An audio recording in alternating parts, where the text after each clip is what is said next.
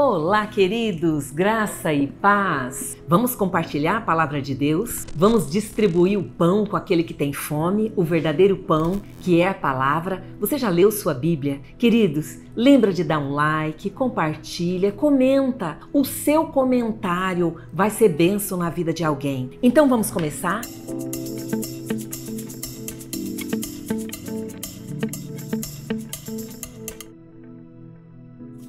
Vamos então estar começando em 2 de Crônica, no capítulo 6. Para entender esse capítulo, nós vamos voltar um pouquinho e vamos estar vendo no capítulo anterior que se fala do transporte da arca para o templo. Então foi uma grande celebração. No versículo 4 vai dizer: todas as autoridades de Israel chegaram, os levitas pegaram a arca, levaram para a tenda do encontro, todos os utensílios sagrados, foram os sacerdotes levitas que levaram tudo. E quando a congregação começou a louvar, quando a congregação começou a engrandecer o nome do Senhor, algo extraordinário aconteceu. Uma nuvem encheu o templo do Senhor, de forma que os sacerdotes não podiam desempenhar o serviço, porque a glória do Senhor encheu todo o templo. E aí entramos agora no capítulo 6, que Salomão vai dizer o seguinte: o Senhor disse que habitaria numa nuvem escura. Na realidade, eu construí para ti um templo magnífico, um lugar para nele habitares para sempre.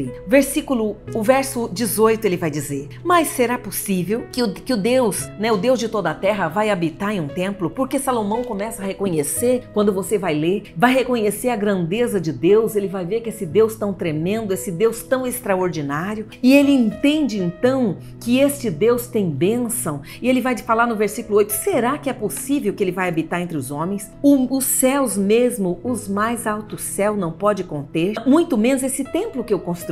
Salomão entende que por mais que o templo era considerado uma obra-prima, uma construção extraordinária, ele entende que tem um Deus que está acima de tudo. Versículo 10, ele vai dizer: o Senhor cumpriu a sua promessa. Eu sou o sucessor do meu pai Davi e agora eu ocupo o trono de Israel. Como o Senhor tinha prometido, eu construí o templo em honra ao seu nome, Senhor, o Deus de Israel. Eu coloquei nele a arca na qual estão as tábuas da aliança do Senhor, a aliança que o Senhor fez com os israelitas. Salomão, então, ele vai fazer uma oração diante de toda a congregação, reconhecendo a fidelidade do Senhor, reconhecendo que este Deus é o Deus que cumpre as suas promessas. Ele vai interceder pelo povo, ele vai dizer: Deus, aonde houver um israelita, que ele chegar, que ele orar nesse templo, que o Senhor ouça, que o Senhor responda. Mas eu quero ler para você rapidamente o verso 32, que ele vai estar dizendo assim, preste atenção: quanto ao estrangeiro que não pertence a Israel, o teu povo, que veio de uma terra distante por causa do teu grande nome, da tua mão poderosa e do teu braço forte, quando ele vier e orar, voltado para esse templo, ouve dos céus o lugar da tua habitação e atende o pedido do estrangeiro, a fim de que todos os povos da terra reconheçam o teu nome e te temam, como faz Israel, o teu povo, e saibam que esse templo que eu construí traz o seu nome. Queridos, isso é maravilhoso, porque aqui está falando já do estrangeiro, daquele que nem fazia parte do povo, mas que ele também fosse ouvido. Queridos, ele vai falar no versículo 40, assim, meu Deus, que os teus olhos estejam atentos e os teus ouvidos abertos as orações neste lugar. Vamos agora para Malaquias, no versículo 3. E Malaquias, versículo 3, é o último livro do Velho Testamento. E é muito tremendo este livro, é um livro profundo, é um livro para nós ler e meditar, porque ele tem lições extraordinárias para nós. Queridos, o verso aqui, o texto já causa um assombro, porque o texto já está dizendo o dia do julgamento. E aqui o Senhor vai dizendo como ele vai vir, ele vai dizer, o Senhor começa falando que vocês têm cansado o Senhor com as suas palavras. O Senhor começa a questionar e ele vai dizer: como temos cansado? Vocês ainda fazem essa pergunta? Como vocês têm cansado ao Senhor? Todos que fazem o mal são bons aos olhos do Senhor e ele se agrada. Ele vai te dizendo: você está distorcendo a palavra e você está dizendo que eu ainda me agrado com as coisas erradas. E as pessoas ainda ficavam perguntando: onde está o Deus de justiça? E aí o verso 3, ele vai dizer: vejam, eu enviarei o meu mensageiro que preparará o caminho diante de mim. E então, de repente, o Senhor, que vocês buscam, virá para o seu templo. O mensageiro da aliança, aquele que vocês desejam, virá, diz o Senhor dos Exércitos. Aqui no finalzinho sozinho. A nação entrando em juízo. O Senhor dizendo que estava cansado de palavra. Ainda assim, Ele vai dizer, eu vou enviar o mensageiro da aliança. Sabe, queridos, nós não temos tempo para meditar profundamente nessa palavra, mas Ele vai dizer o que esse mensageiro vai fazer. Ele será como fogo de ourives, como sabão de lavandeiro. Ele se assentará como refinador e purificador da prata. Ele purificará os levitas, os refinará como ouro, como prata. E o Senhor vai dizendo contra quem vai vir o juízo. Preste muita atenção, queridos. É a palavra que está dizendo aqui no versículo 5. Eu virei trazendo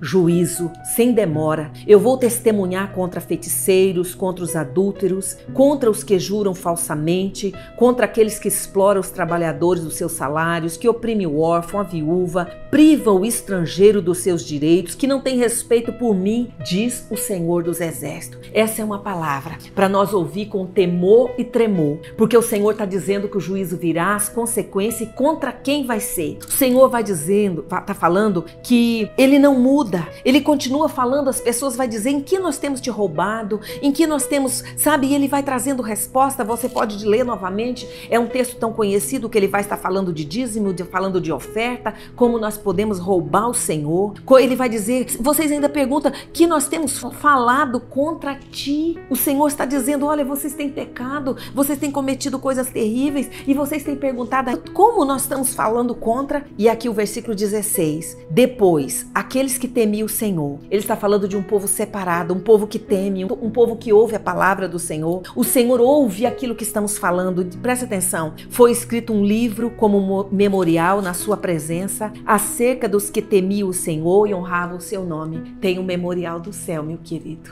Tem um livro no céu com a nossa vida, com tudo que falamos, com tudo que pensamos, e esse livro é chamado de livro da vida. O Senhor tem um dia de juízo que Ele vai vir, que possamos ser a igreja do Deus vivo, a igreja que está preparada, a igreja que vai entender que esse Deus de amor é o mesmo Deus, porque quando Ele dá essa palavra, Ele entra num silêncio de 400 anos. 400 anos ninguém ouviu mais falar, a nação foi para o cativeiro, mas glória a Deus, que depois de 400 anos, nós abrimos uma página e não temos noção, mas que o povo ficou no silêncio, ficou em cativeiro, mas no meio do silêncio, no cativeiro, tinha um remanescente fiel. Tinha um povo que sabia que o seu nome estava escrito no livro da vida. Que o Espírito do Senhor possa ministrar sobre nós, queridos, e que possamos ser esse povo atento à sua voz. Vamos para João? João capítulo 9, nós do verso 1 ao 23. E vai dizer assim, a cura de um cego de nascença. Aqui também vai estar falando dos fariseus, investigam essa cura, entra numa grande crise. Os discípulos veem um homem cego e começam a falar, Senhor, quem é o culpado? Quem pecou? Esse homem pecou ou a sua família? Sabe, queremos uma justificativa.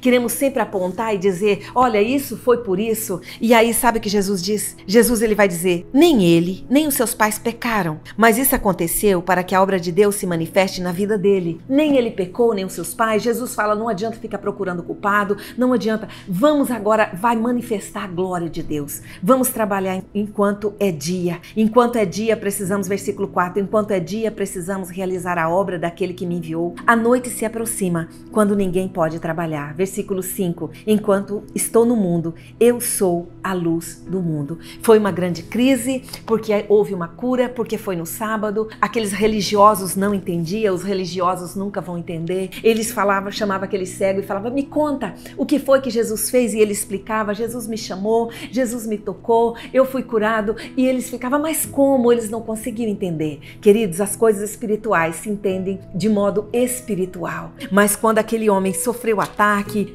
sofreu o risco, os pais quase foram expulsos da sinagoga, por isso quando foram chamados, os pais nem responderam, falaram, pergunta para ele tem idade, mas acontece algo tão lindo, que aquele homem, ele vai caminhando e ele encontra, o Jesus ouviu que tinha expulsado, ele está, por causa de um milagre ele foi expulso, mas Jesus foi ao encontro daquele homem, Jesus pergunta para ele, você crê no Filho do Homem? E aquele homem fala, quem é ele, Senhor, para que eu nele creia? Jesus falou, você já o tem visto? É aquele que está falando com você. E aquele homem disse, eu creio, e adorou. Ah, querido, Jesus fala, eu vim a esse mundo para julgamento, a fim de que os cegos veem e os que se veem se tornem cegos. Jesus fala, eu vim para que os religiosos ficam confusos, eles não vão entender nada. Mas aqueles que estão perdidos, aqueles que nada enxergam, eles vão ter um encontro, eles vão ter a experiência com o Deus de milagre. Que o Senhor te abençoe, que o Senhor te ilumine, que o Espírito do Senhor esteja na sua vida, seja uma bênção nas mãos do Senhor.